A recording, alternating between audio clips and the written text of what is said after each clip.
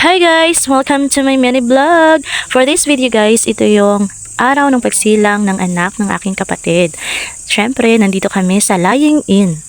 Bumili kami ng prutas at syempre, meron din ako, no?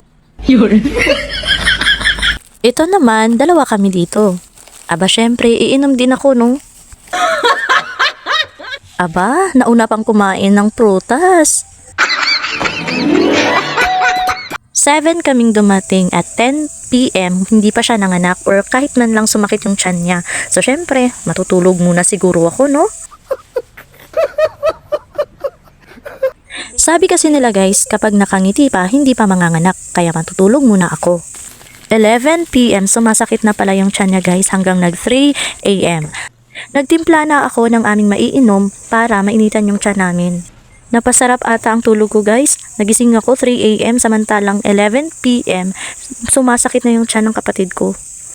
Sa oras na ito, inaantok pa talaga ako.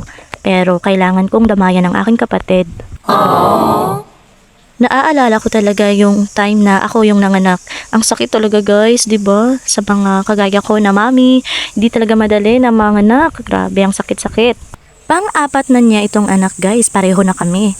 Pero para daw bumalik siya sa first baby dahil sa sakit nito.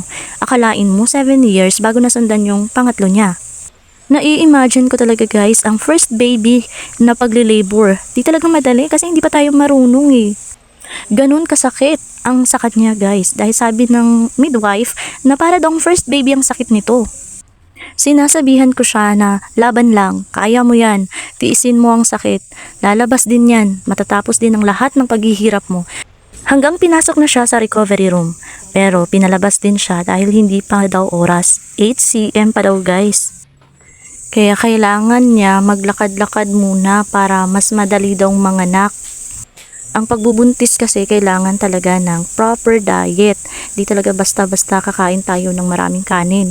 Iwasan ng mga soft drinks, lalo na yung mga maaalat guys, para daw madaling manganak. Tapos 9 AM na, kalain nyo yun, 9 AM na. So tinimplahan ko siya ng gatas guys, nandun siya sa recovery room, paiinumin siya ng gatas para dagdag lakas.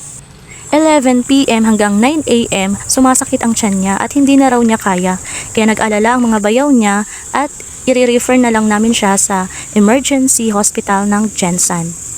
Mababa din kasi ang hemoglobin niya guys, baka daw ma-hemorrhage pagkatapos niyang manganak. At salamat naman, nanganak na siya.